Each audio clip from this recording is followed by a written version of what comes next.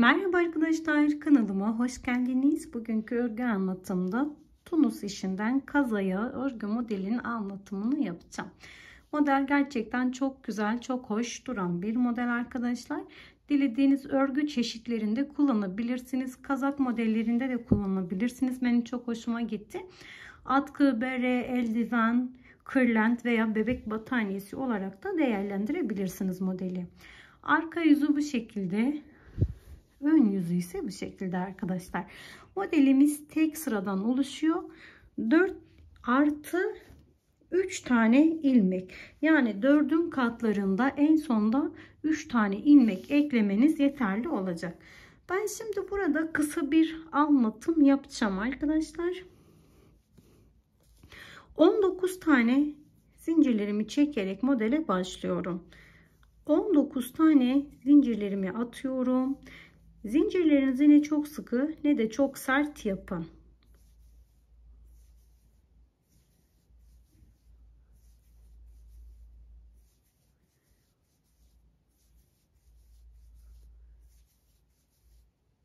...19 tane zincirlerimi çektim bu şekilde.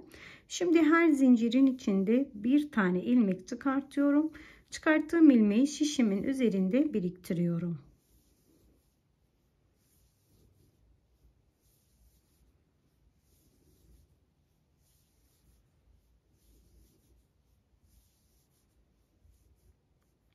Ben aradaki ilmekleri 3 tane olarak ayırdım. Bu ilmek sayılarını değiştirebilirsiniz. En aza veya en çoğa da yükseltebilirsiniz.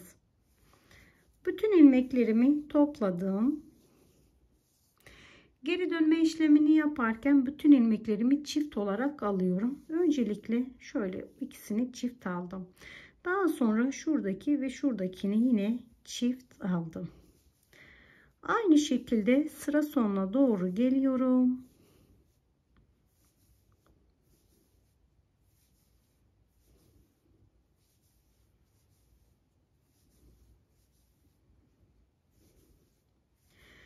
Bütün ilmeklerimi çektim. Toplamda 19 tane ilmeklerim var. Son ilmeğim şişimin üzerindeki ilmek. Hemen ikinci çizgiden itibaren başlıyorum.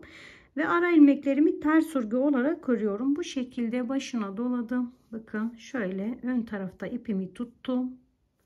Şuradan çekip içinden geçtim. Böylece ters oldu. Yine aynı şekilde toplamda 3 tane oldu.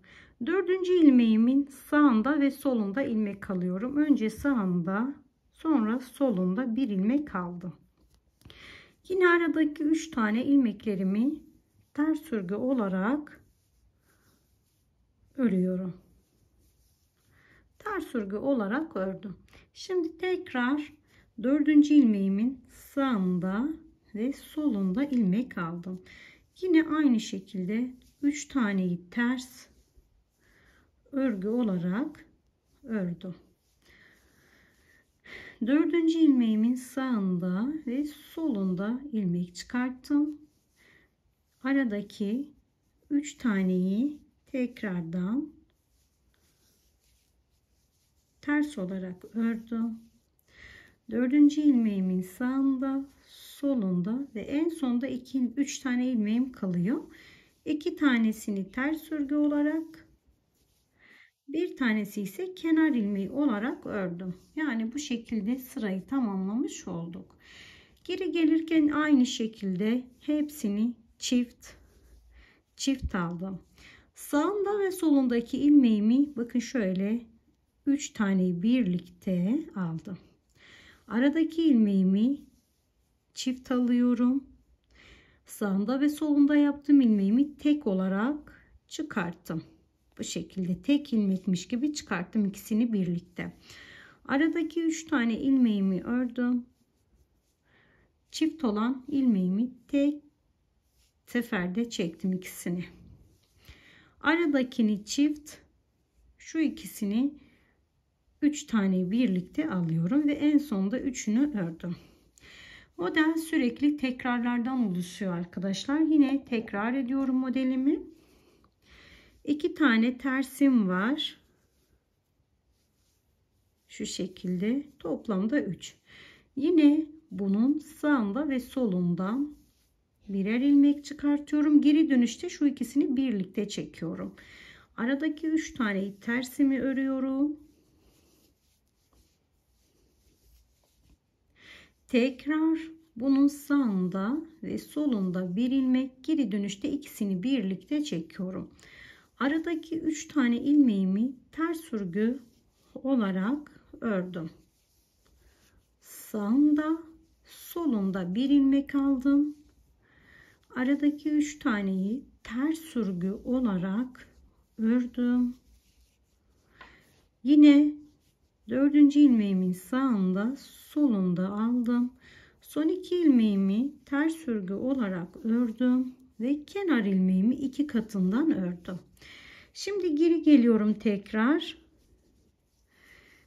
Çift çift, şu modelin olduğu yerden 3 taneyi alıyoruz. 1 2 3. Üçünü aldım.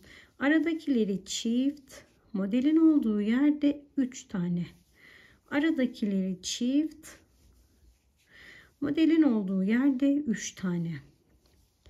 Aradakileri çift, modelin olduğu yerde 3 tane ve son 3 taneyi örerek geldim. Bunun kapalışını da sizlere göstermek istiyorum arkadaşlar. Bunu yaparken diğer parçadan göstermek istiyorum. Arkadaşlar, kapatma işlemini yaparken bakın bu şekilde kapatıyoruz. Hepsini aynı diyelim, bebek battaniyesini yaptınız, artık kesme işlemine geçiyorsak hemen sıradaki ilmekten alıyoruz ve ikisinden geçiyoruz. Sıradaki ilmekten alıp ikisinden geçiyoruz. Burada 2 ilmeğimiz gibi görünüyor ama üstten bir. Bunu da bir ilmek olarak alıp içinden geçtik. Aynı şekilde her bir ilmekten tek seferde alıp kaydırma yöntemiyle kayıyoruz. Bakın yine burayı ikisini birden alıyorum. Sıradakileri tek tek alıyorum. Model olan yer 2 ilmek görünüyor. İkisini birlikte alıyorum. Yine aynı şekilde sıradakileri tek tek alıyorum. Model olan yerde ikisini birlikte aldım. Kapatma işleminde elinizi çok sıkı tutmayın. Ne çok gevşek olsun ne de çok sert olsun. Bütün ilmeklerimizi bu şekilde kapatıyoruz.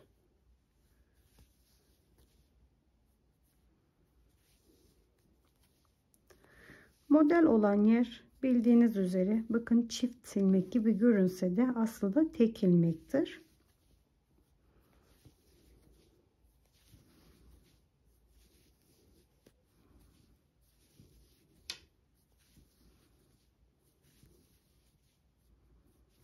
En sondakini sık iğne yapıyoruz. Şu ana kadar kaydırma yöntemi. Bakın en sondakini alıyorum ve sık iğne olarak kapattım. Gördüğünüz gibi bu şekilde kapatma işlemini yaptık arkadaşlar. Videomun sonuna geldim. Umarım sizler için de faydalı bir anlatım olmuştur. İzlediğiniz için çok teşekkür ediyorum. Başka bir videoda görüşmek dileğiyle. Şimdilik hoşça kalın, sağlıkla kalın.